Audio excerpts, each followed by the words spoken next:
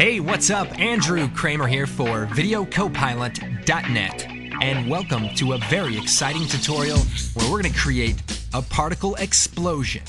And the good news is you get to tell your wife it's After Effects time.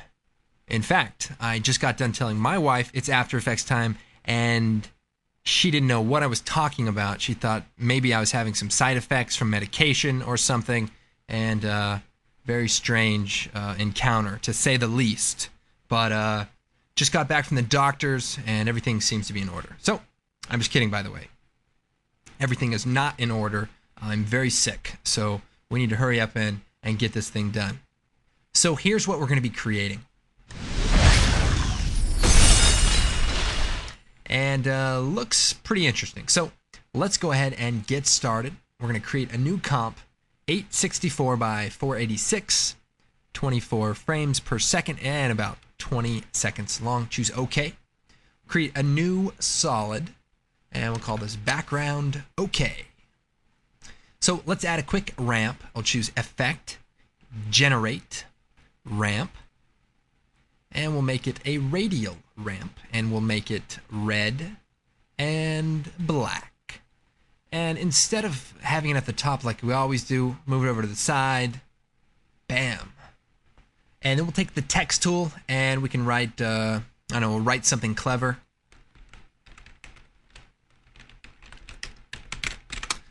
And then we'll scale this down a bit and we'll make it gray. Now, I do get an occasional question about moving the anchor point. Well, in the paragraph settings, if you center it, it'll move over, but you can also use the pan behind tool and move it around. Well, we're going to center it to the left and move the pan behind tool somewhere about here. So, looks pretty good. Now we're going to come over to the FX and presets, and we're going to type in Pixel Poly. And it's a great little effect, but before we use it, let's pre-compose our title. So we'll choose Layer, Pre-compose, move all attributes, we'll call this Title, and we'll hit OK. And then maybe I'll slow down a bit. No, I won't. We'll take it, we'll drop it on there, and it's a pretty cool effect. If we watch, it just kind of breaks up into little pieces. It's not 3D, it's just cool. Now we're going to move forward a bit and turn the force down to 0, the gravity down to 0, and the spinning down to 0. So now we're back where we started. Then we're going to keyframe the force and the spinning, hit U, and we'll move forward about 3 frames, and we'll turn the force up, maybe 150. And then the spinning, we'll turn that up to about 45 degrees. So that way, kind of shoots off and spins away. And we could do a little bit of gravity, but we'll work that in a little bit later. Now, I want the pieces to be small. So here we change the grid spacing, and you can see that we can create smaller pieces. Now, I want to go ahead and make 2 versions. One with about medium-sized pieces, about 10. And then we're going to duplicate this, but let's turn up the speed, randomness a bit, and then we'll duplicate the layer. Edit, duplicate. And what we want to do here is turn up the speed randomness and the grid spacing to a little bit smaller pieces, and that way it just looks a little bit more complicated instead of something simple. So that's really all there is to blowing that away. And we'll go ahead and take both of these, and by the way, there's a force center point, but it seems to be in the location that we want.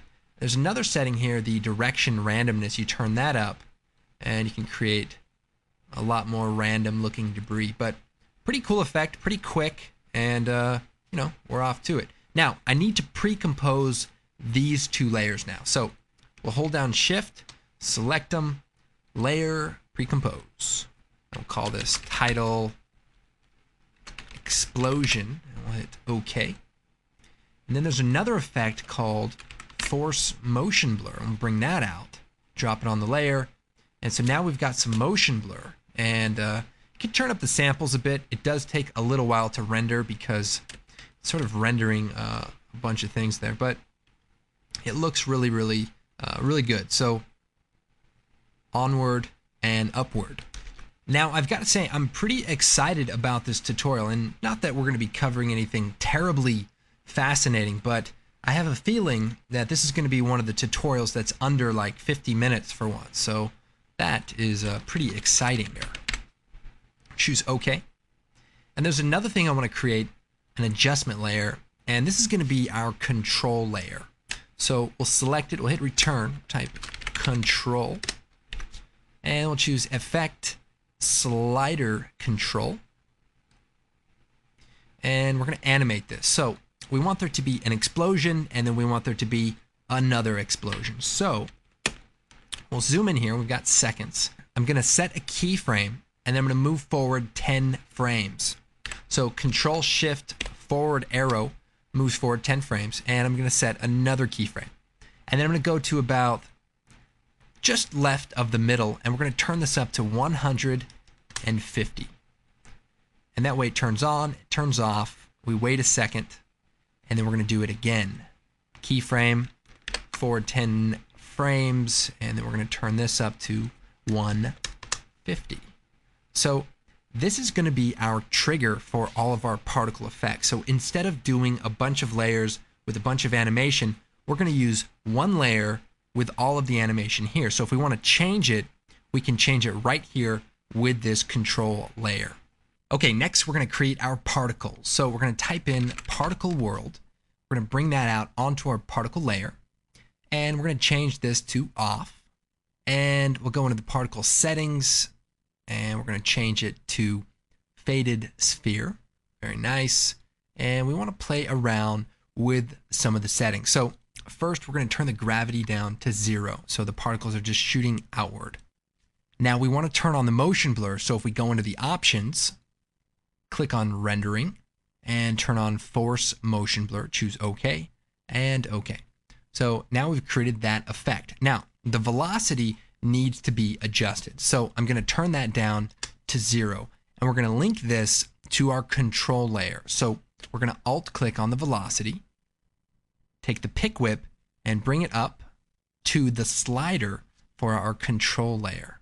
So now the value is going to be coming from that layer. Now 150 is a pretty high velocity, so we want to change this at the very end to add a quick expression. We're going to do star or multiply 0.02.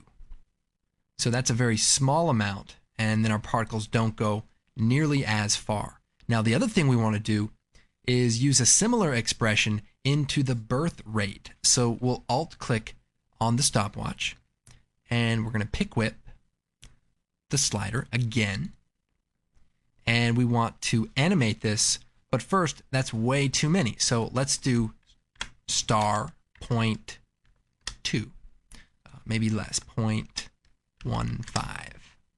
And so now we have less particles, but you can see quickly it just creates a quick explosion and then they go away. Now we'll make the life about 0.75 seconds, so it's pretty short.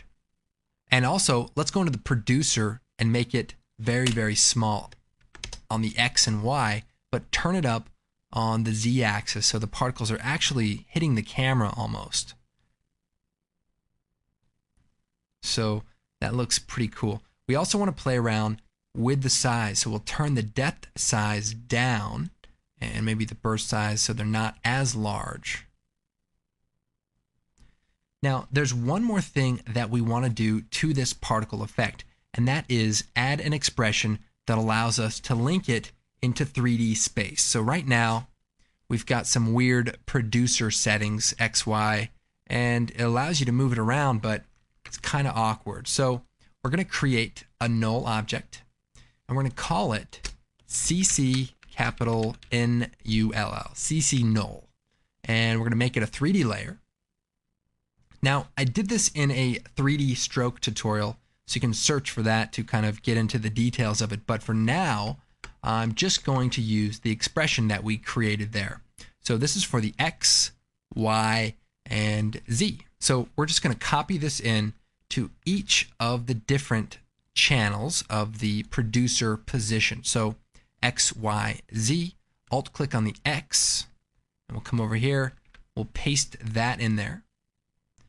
And we'll go to the second part. Alt click on the Y, paste that in there. And we'll go to the Z, Alt click, paste that in there, scale it up, and there we go. Now here's the cool thing. We can take this null object and move it around in Z space, and we can move this element so that this effect happens in a different location. So that's going to be pretty helpful a little bit later on. For now, I'll go ahead and reset to the middle and close that down. So the key here is sort of automating all of these things together to create a complex animation. Now, I also want to change the color of the particle. So we'll go down to the particle settings, and we're going to change this to red, but very bright colored. There's another effect that we're going to be using, and it's a blur effect. So I'm going to come over here. We're going to do blur, lens blur. And the lens blur effect creates a very interesting, very elegant looking blur, but it can be very slow. So we'll change it to a pentagon. We'll make some room here. And we'll turn up the iris radius to about 45. And the other thing we need to do is intensify the amount of bright spots there are. So there's a couple of settings for that. Now the threshold here, we go to an 8-bit per channel project. Alt click on that, by the way. If we turn this down, so that's 255, that's black. So the more we come down with this number, the closer we're going to get to white. And if we bring it down to about the middle, turn up the brightness here, and you can see that some of those elements are going to get pretty bright. So just by playing with those settings, we can create kind of an interesting looking blur effect. But you also want to be careful because it can start to look a little hokey, but make a few adjustments there.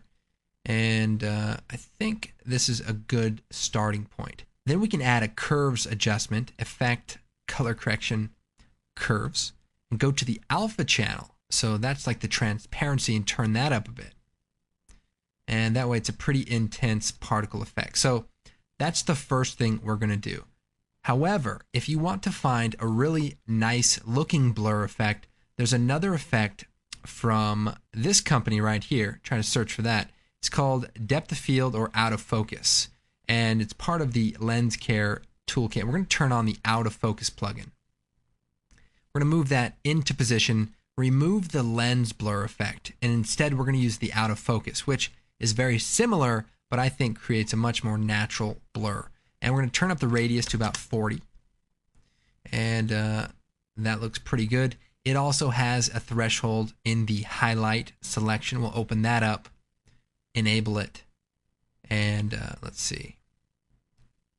The lightness start, we can turn that down a bit, and then turn up the additive highlight. And adjust that just like that. So you can choose either of the plugins, but the out of focus definitely looks very nice. So we've created the first particle effect, but we need to create several more. So we're going to take this particle layer, choose edit, duplicate, and then we're going to unsolo one of them, and we're going to make this small particles. The thing about this layer is we don't want it to be out of focus. We want it to be small particles, and we're just going to adjust some of the settings in the particle world settings. So we'll go in here.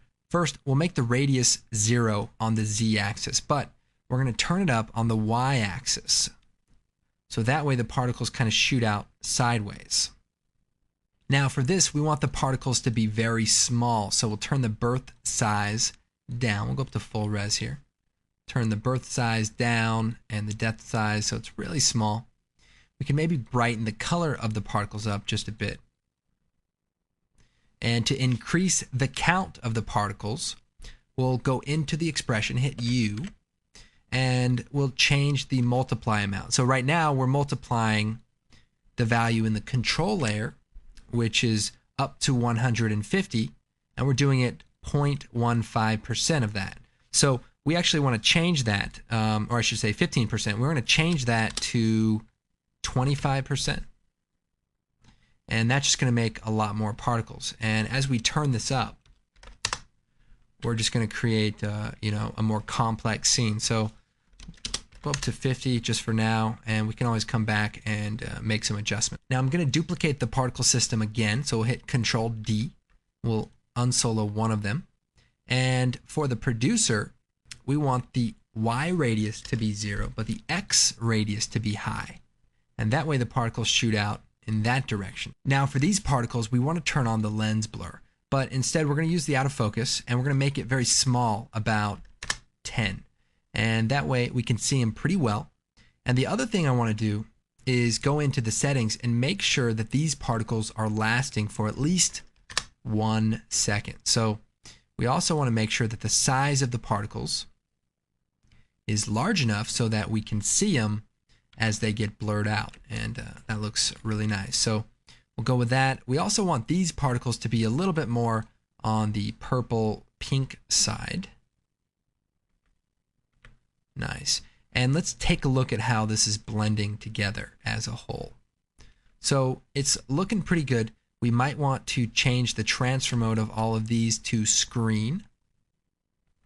Now I think I want to make an adjustment to the larger particles here.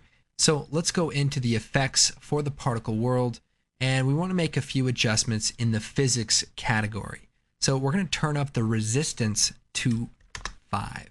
And what that does is makes the particles shoot out quickly and then slow down. For this reason, we want to turn up the velocity amount. So if we go to the velocity expression, what we want to do is multiply it by something a little bit higher so that it goes a bit quicker. So we'll try 0.05 and we'll take a look. So this way they're shooting out quickly and then slowing down. So that might be a bit extreme. Let's try 3.5 for now. And that looks pretty good, but we can always come back and make a few adjustments. We also should go into these other effects and turn up the resistance maybe to about 4, and again to this other particle layer we'll turn the resistance up to about 4. And again, if we need to, we should turn up that velocity by turning up the multiplier here. So we'll try 3.5. That way they really shoot out. Okay, so here's what we have so far. Pretty good. The other thing we need to do is build in the bright particles. So I've created a quick glow element that looks like this, and we're going to use it as a custom particle. So we'll bring that out into the project, but we're going to shut the eye off. We don't actually want to see it. And then we're going to take one of the particle layers, maybe the first layer, and duplicate it. Now this one is going to be called the sprite particles, and we're going to select it. I'll go into the effects, shut off the out of focus, and maybe even the curves. What we're going to do is choose a specific particle type. So instead of the faded sphere, we're going to choose the textured quad polygon, and this is going to allow us to select a texture layer. So we'll go down, we'll select the glow element. Also, click on the solo switch. Now, the particles are really small, but they're there. First, go into the options, rendering, shut off the motion blur because that will slow things down a bit. Now, we also want to turn up the size of the particles because they're a bit small. So we'll go here, turn up the birth size. Now we want to turn the depth size to 0 so they sort of get smaller as they fade out. Now you can see some of them are sort of rotated, and we want to turn the rotation speed and the initial rotation to 0 so that they're just pointing at the camera. We'll also turn up the opacity, and we'll change the transfer mode to add. So that is looking pretty good. We need to make a few other adjustments, but first let's turn the particle rate down. We really only want a handful of particles to be born. So hit U, and with all this crazy expressions, go down to the birth rate, which is at the top here, make some room. And we want to turn this number down very low so there's only a few particles. So let's try 1%. Okay, pretty close, but still there's kind of a lot going on there. So let's go into the physics. Let's turn the resistance up so that the particles don't go as far.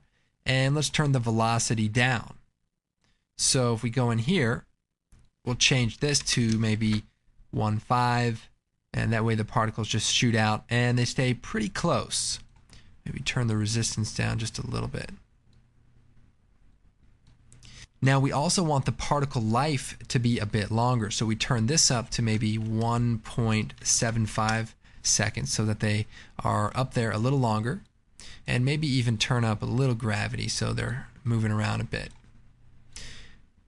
Particles still seem a little small, so I'm going to turn up the birth size pretty high.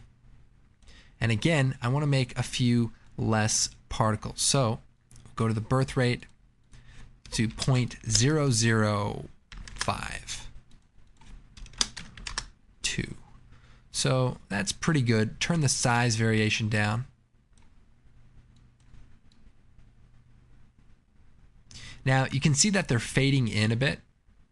We can change that in the options. So if we click on the options, there's an opacity map that's built in sort of by default, and it fades them in at birth and then they fade out at death. Now there's a few presets, but we're actually just going to extend it over. Let's see, just kind of click and drag in here. It's kind of weird, but this way they're on and then they fade out. So okay and okay. So that solves that problem. And let's see how it looks together. So kind of that bright spot in the middle, and they kind of shoot out. They're a little small. I really want these to kind of stand out. So let's turn it up again so they're nice and large. Possibly, you know, still kind of a high count for these particular particles, but we'll go and leave it for now. I'm going to duplicate this bright particles. Edit, duplicate, because we want to make some blue ones, but this is exactly the same as those ones. But if we offset the layer, what's happening is it's going to randomly pick some new particles, so that way we have two separate particle systems. I'm not sure if Particle World has a random seed, so that solves that problem. So we're going to choose tint to make them black and white, and then we're going to go into the curves adjustment.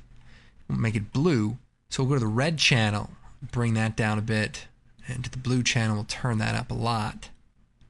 And maybe in the green channel we can just do a quick curve.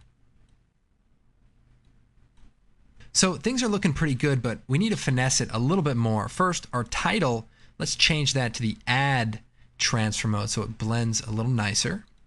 And then also let's add a scale effect so that it pops out with the initial explosion. So we'll move back to the beginning here. We'll hit S, set a keyframe, and then turn the scale to 0. And we'll move forward a few frames. And we'll turn it up to about 100%. And then we'll hit F9. That'll give it a kind of a soft ease in. And that looks good. Also F4, let's turn the motion blur on for the comp and for the layer.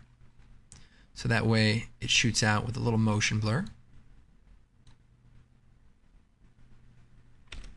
The other thing we need to do is time up the other part of the animation, and that is when everything explodes again for that second explosion. So let's find out when that happens. So we don't need to see all of the particle layers. We'll just check out one in the background here. So here it comes on, and then the title actually explodes a lot later. So let's go to right before the explosion happens. And let's double click, go into the title comp. You can also hit Alt double click if you're on an earlier version. And here we have the animation. I've hit U, and here's the animation for our shatter. But let's move this over so it happens a bit sooner. And if we go back into our comp, everything should be pretty well synced up. So let's just take a quick look at that second part of the animation. All right, it's pretty cool, and the interesting thing is it actually blows up and then it blows away the text, so almost like a shockwave that kind of takes out that title. So it's up to you, but you can see it really integrates nicely with the other particles, and might even add a little camera shake, something like that. Now, I'm not really happy with the way that these particles are looking. I would probably bring the count of those particles down and possibly turn up the velocity as in this earlier example. So when these shoot out, you can see they kind of float around a little bit, and there's just a couple of them. So it's kind of more interesting rather than having a whole slew of them. So we've basically done all the particle animation with just 6 keyframes. And what's cool is we can go to that keyframe and turn it up to say 175, and we'll increase the particle count in the scene just by changing that value. We could even double click on it and just change it manually, maybe even to say 100. And now there's a lot less particles, or double click on it. We could do something like 250, which will be a crazy amount of particles. So it's a pretty cool effect, and things exploding is always a good thing, always. But anyway, I hope you guys enjoyed this tutorial. Be sure to check out the website. We've got a bunch of tutorials. We have a basic training series to get you started in After Effects, or if you know somebody who might be interested in getting started, it's a great series. It's free.